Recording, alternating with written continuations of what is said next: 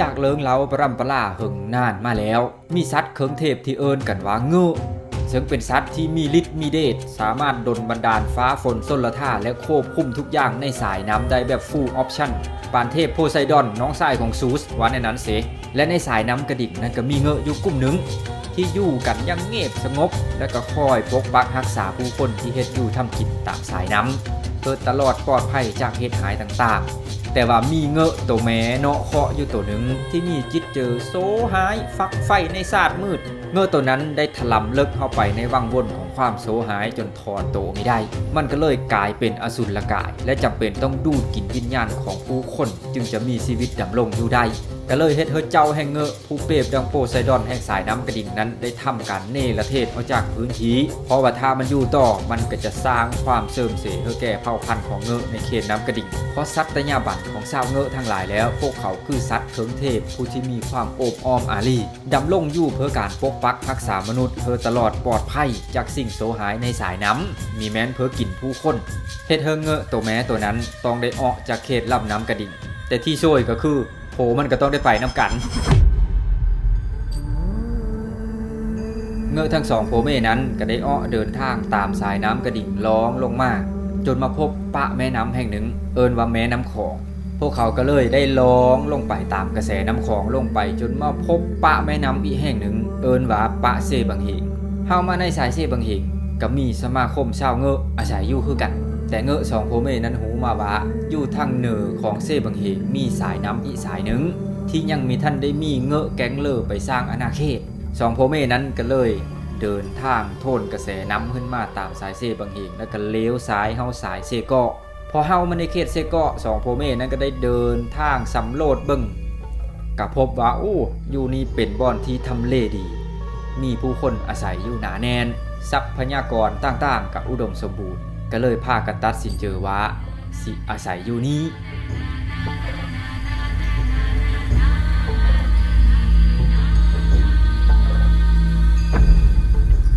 และในปากนั้น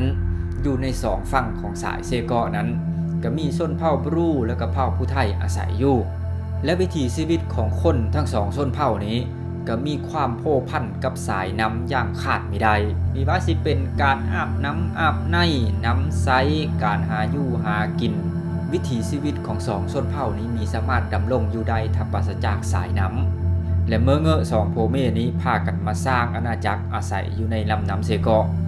เรื่องแปลกๆก็ได้เกิดขึ้นกับผู้คนที่อาศัยอยู่เขตนี้วันดีคืนดีชาวบ้านที่ไปเชื่อมองก็หายสาบสูญไปแบบลึกลับชาวบ้านที่ลงไปอาบน้ำตามท้าต่างๆก็เริ่มหายตัวไปเทอละคนสองคนคนที่ขี่เฮ่อพายเฮ่อห้ามน้ำไปให้ไปหน้านี่ก็เริ่มสูญหายเฮ็ดให้ชาวบ้านเริ่มหวาดระแวงและก็คาดเดากันว่าเฮ้ยมันน่าจะมีบางสิ่งบางอย่างที่คอยกัดกินผู้คนก็เลยพากันไปหาพ่อมดหมอผีเพื่อใช้วิชาอาคมทำการสแกนเบิ่งว่าสาเหตุของการหายสาบสูญนั้นมันแม่นที่เหลือกันแท้พ่อหมอผีได้ใช้พลังจิตโกดสอบเบิ่งแล้วก็ได้หูว่าตอนนี้มีเงอะสองโผเม่อาศัยอยู่ในลำน้ำบ่อนี้เงอะตัวโผนี่เป็นเงอะดีแต่เงอะตัวเม่นี่มันเป็นเงอะที่ถึกศาสตร์มืดครอบงำและมันก็ต้องได้ดูดกินจิตวิญญาณของผู้คนมันจึงจะสามารถดำรงอยู่ได้เฮ็ดให้ชาวบ้านที่อาศัยอยู่แคมป์น้ำนั้นพากันย่านแล้วแต่ว่าย่านสำเร็จก็ต้องได้อาศัยทำมาหากินจากสายน้ำเซคือเก้าเมื่อการดำรงชีวิตมันตัดขาดจากแม่น้ำไม่ได้ผู้คนก็เลยหาวิธีเจรจาว่าเฮ็ดแนวเลิศให้เฮาสิสามารถดำรงอยู่โฮมกันได้อย่างสันติทางเงอะตัวนั้นก็เลยเสนอเงินขายว่าถ้าเฮาเยอะอยู่กันอย่างสันติทุกปีสู่ต้องนำคนมาสั่งเวยเพื่อกูปีละคนแต่มีข้อแม้ว่าคนที่นำมาสั่งเวยนั้นจะต้องเป็นสาวบริสุทธิ์เมื่อมันไม่มีทางเลือกเนาะก็จำเป็นต้องได้ทำสัญญาปีศาจระหว่างคนกับเงอะหลังจากนั้นมาคนกับเงอะก็ได้อาศัยโฮมกันอย่างสันติและในทุกๆปีก็จะมีสาวพรหมจรรย์บริสุทธิ์ที่โชคหายถือนำโตมาสั่งเวยเพื่อแก้ผีเงอะ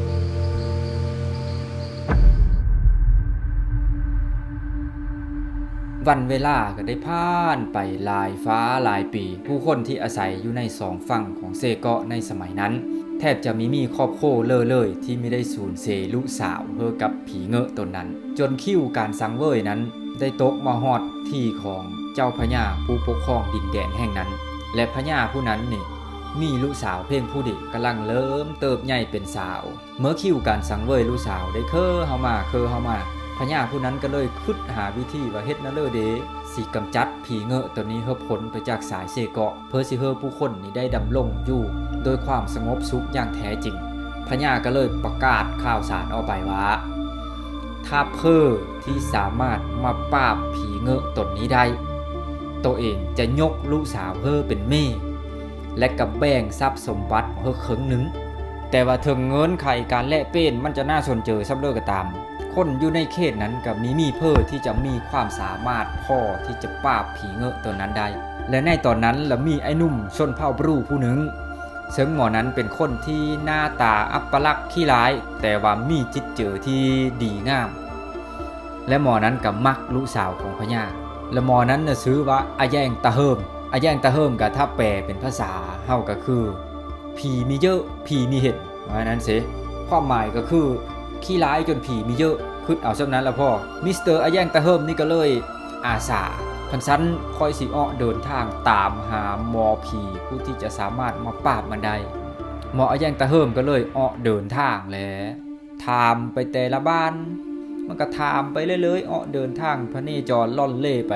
เดินทางมาจนปีเฮาสู่ขอบเขตผู้สางแห่และท้ายผู้สางแห่นี่ก็ได้บอกว่าโอ้มีหมอผีผู้หนึ่งที่เก่งกล้าสามารถและน่าจะต่อก่อนกับผีเงอะตัวนั้นได้แต่บ้านเราอยู่ปุ๊อยู่ลุมทางเมืองว่างลงไปอยู่ตีนผู้สางแห่ตอนกลางอาแยงตะเฮิมได้มาพบหมอผีผู้นั้นและก็เล่าเให้ฟังทั้งหมดและตามเงื่อนไขของอาแยงตะเฮิมนำมานี่ก็คือว่าถ้าเจ้าปราบผีเงอะตนนั้นได้ทรัพย์สินทั้งหมดที่พญามอบเฮอเนี่ยคอยยกเฮอเจ้าส่วนลูกสาวของพญานั้นคอยฮักเล่าคอยขอเล่าเป็นเมย์และหมอผีผู้นั้นก็เป็นคนที่จิตเจอดีงามแน่ก็เลยตกลงตามคำขอของอาแยงตะเฮิมเมื่อตกลงกันได้แนวนั้นหมอผีกับอาแยงตะเฮิมก็ได้พากันเดินทางออกไปเอาเครื่องเอาของหมอสิก้อนซึ่งเครื่องล่างของขังต่างๆของหมอผีผู้นั้นนี่มีสามารถเอาเฮามาไว้ในบ้านได้เพราะว่าอาถรรพ์มันแห้งมันอาจจะไปเบียดเบียนผู้คนที่ขวัญอ่อนก็เลยได้เอาไว้อยู่ป่าอยู่หน้าและหน้าบ่อนนั้นเขาก็เอิ้นว่าหน้าปี้หน้าหมอปัจจุบันเป็นบ้านหน้าเจ็ดโตเมืองอัสสพรแขวงสวรรณเขตอยู่แคมตีนผู้สางแห่และพ่อหมอผีผู้นั้นเดินทางมาฮอดเขตดำน้ำเซเกาะที่เว้าลายเริ่มเฮ็ดพิธีกรรมท้าทายเฮาเงอะตัวนั้นขึ้นมาแล้วเงอะตัวแม้ตัวนี้ก็มีความจองหองอยู่แล้วจะได้โผล่ขึ้นมาจากน้ำลอยตัวอยู่ในอากาศพอแต่เห็นหน้ากันเท่านั้นแหละอีนายเงอะกับหมอผีนั้นไม่ได้เว้าลายเริ่มใส่ก็แล้วเริ่มทำการต่อสู้ใช้วิชาอาคมฟาดฟันเสื้อกันปล่อยแสงเลเซอร์เสื้อกันปานหนัง Star Wars พี่น้องเอ้ยพอการต่อสู้ได้ดำเนินไปอีเงอะตัวนั้นก็เริ่มหูโตแล้วว่าเฮ้ยกูเริ่มเจอของแข่งเฮาแล้วล่ะงานนี้หมอผียี่ห้อผู้ช้างแห่มันคือแข่งแต่วะพอจะต่อสู้กันไปอีข้าวเดียวเงอะตัวนั้นกะเกมโอเวอร์คือหมอผีจัดการเสท้าไปและในขณะที่หมอผีกำลังสิปิดจ็อบอีเงอะตัวนั้นโผของเงอะด้วยความที่ฮักเมย์ก็ได้ปรากฏโตขึ้นมาแล้วก็ผ้าเมย์ของมันนั้นลบหนีลงไปเตอร์น้ำแต่เมื่อลงไปเตอร์น้ำวิชาอาคมของหมอผีผู้นั้นก็เฮ็ดให้น้ำนี่ฮ้อนอยู่ไม่ได้สำหรับเงอะมันก็เลยพากันมุดลงเตอร์ดินบนหูไปตามดินแต่ว่าหมอผีผู้นั้นมันก็ดับมือโปรเด้ก็สามารถหูได้ทันทีว่าเฮ้ยตอนนี้เงอะสองโผเมนี่มันกำลังมุดดินไปลีอยู่บ่อนนี้กันเลยไปเอาชาวบ้านมาถือพาถือมีดถืออาวุธครบมือเอาสิไปตามกอยเงอะและบริเวณที่เงอะสองโผเมนั้นได้มุดดินไปนั้นมันไปฆ่าอยู่จอมผู้แห่งหนึ่งมันไปต่อไม่ได้เมิดฤทธิ์หมอผีกับชาวบ้านก็พากันเดินทางปีนผู้ขึ้นมาแล้วพอขึ้นมาฮอดใส่วิชาอาคมสแกนเบิ่งจนแน่เจอแบบนี้เงอะสองโผเมมันอยู่บริเวณนี้ก็ได้ใส่อาคมบล็อกไว้แบบนี้มีเฮอมันหนีไปเซอร์ได้หลังจากนั้นชาวบ้านก็เริ่มพากันขุดดินลงไปแล้วก็ดูไปนำท่านเงอะสองโผเมนั้นและก็ถูกจับตัวหลังจากที่จับตัวเงอะสองโผเมนั้นได้แล้วด้วยความที่โกรธแค้นเนาะมีชาวบ้านผู้หนึ่งไซมีดแทงเข้าไปเสื้อกระโตเงอะตัวแม่หันพอแต่แทงเข้าไปมันก็มีน้ำเมิก ขาวๆไหลออกมาน้ำเมือกเหล่านั้นได้หยาดเสื้อหินในผู้น้อยนั้นจนหินมดผู้น้อยนั้นกลายเป็นหินส้มอันนั้นเป็นที่มาของคำว่า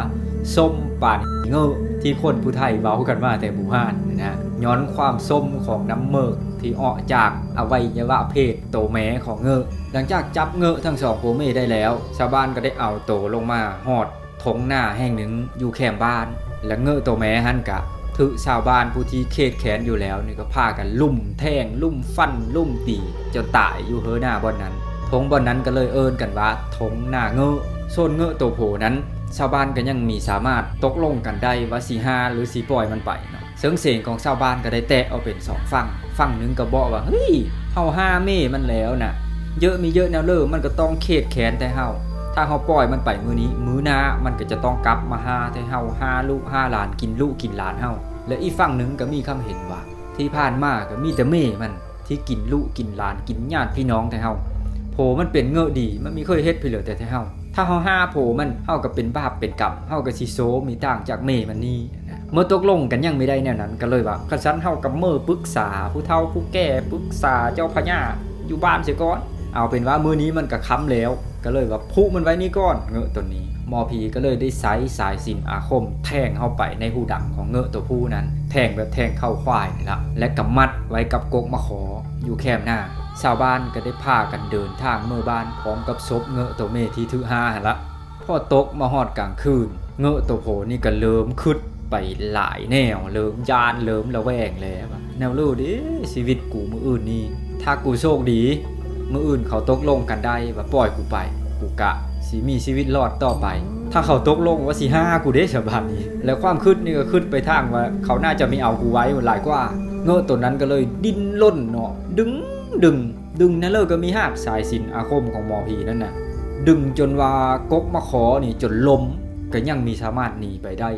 ดึงจนสุดแห้งจนเฮ็ดเฮอดังของตัวเองนี่ห้าดังวีนบ่อนที่ถือแทงนี่แล้วเงอะตัวโผนั้นก็ได้ลบหนีไปได้ใช้พลังวาบหายตัวไปเลย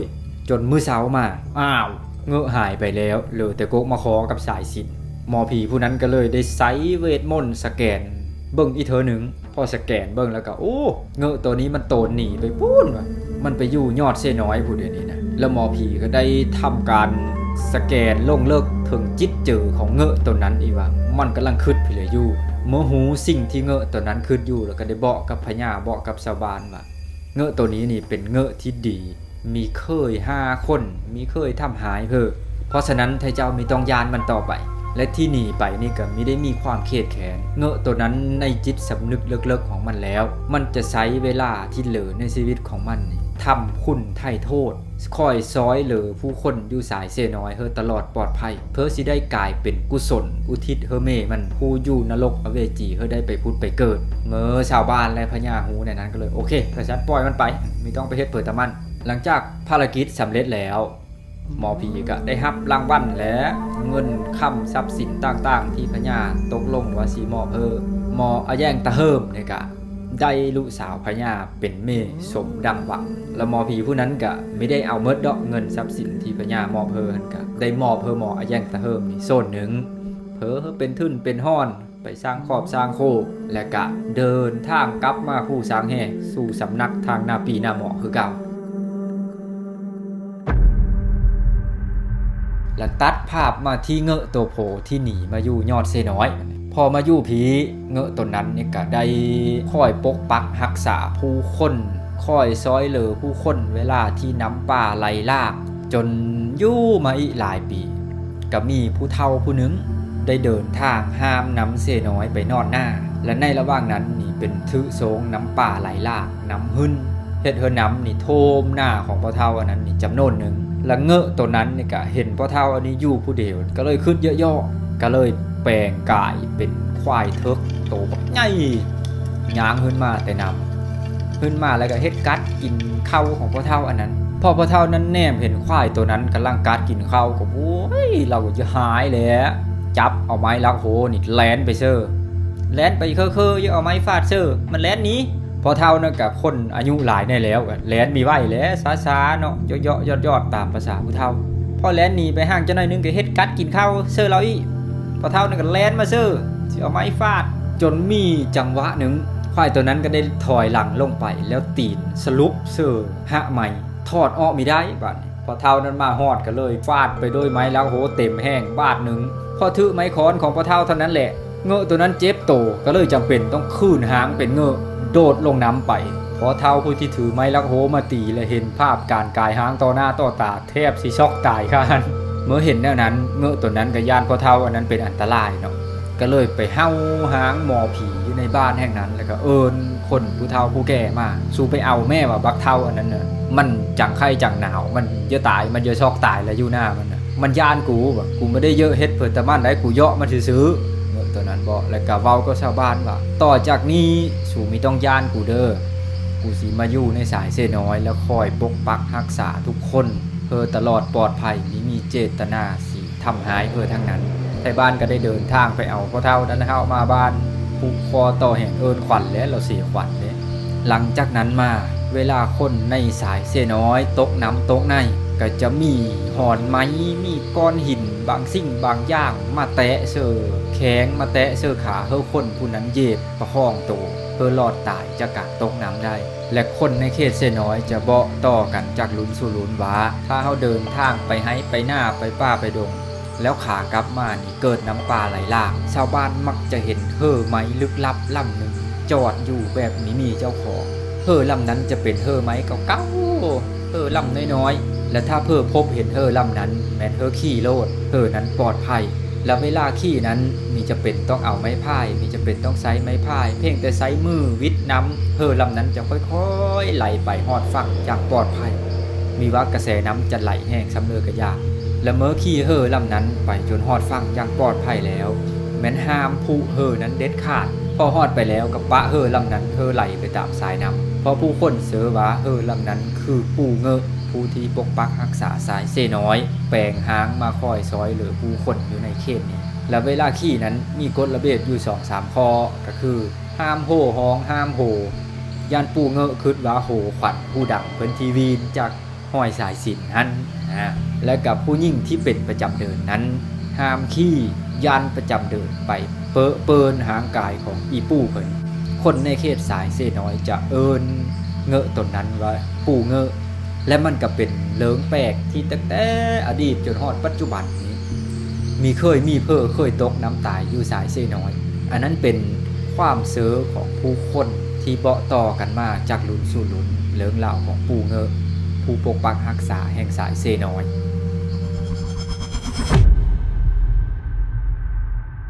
และทงหน้าบอนที่ชาวบ้านได้ทำการหาเงอะตัวนั้นปัจจุบันก็เอิ้นกันว่าทงหน้าเงอะและทงหน้าเงอะนั้นอยู่ในขอบเขตสัมปทานของบ่อคำอยู่ในบริเวณทงหน้าเงอะนั้นจะเป็นบ่อนที่มีแหคำอยู่เตอร์ดินอุดมสมบูรณ์ที่สุดแห่งหนึ่งทางรัฐบาลเพิ่นก็เลยมีนโยบายว่าในบริเวณทงหน้าเงอะนี้ห้ามขุดขนเด็ดขาดจนปัจจุบันก็ยังอยู่ในสภาพสมบูรณ์คือเก่าและผู้ที่ชาวบ้านได้แทงเงอะตัวแม้และมีน้ำเมิกไหลออกมาฮดเสื้อหินในบริเวณนั้นปัจจุบันเอิ้นว่าภูหินส้มอยู่ในแถวเขตบ้านเมืองโลงเมืองวิฬาบุรีแขวงสวรรณเขตและจากเหตุการณ์ที่คนใช้มีดแทงเงอะตัวแม้ตัวนั้นแล้วน้ำเมิกมันไหลออกมาแล้วนั่นแหละเป็นที่มาของคำว่าส้มปั่นเงอะและก็จะมีคำหนึ่งที่ผู้บ่าวต่างถิ่นมักใช้เว้าเยาะสาวผู้ไทยในสมัยก่อนก็คือสาวผู้ไทยชมและก็เกิดกลายเป็นสำนวนที่สาวผู้ไทยใช้เว้าเยาะผู้บ่าวต่างถิ่นว่าโอ้ยค่อยน่ะสาวผู้ไทยไอ้เอ้ยยันผู้ไทยส้มมีสมลาวความหมายมันก็คือส้มมาจากอันนั้นแหละสำหรับวิดีโอตอนนี้ก็สิได้ว่ากันไปซ้ำนี้เสียก่อนเพื่อจะเฮอเล้าเลิงพี่เลยทุกคนคอมเมนต์บอกกันไว้เด้อ EP หน้าเดี๋ยวมาจัดเฮอสำหรับตอนนี้ขอมกขอบเจอแล้วพบกันใหม่คลิปต่อไป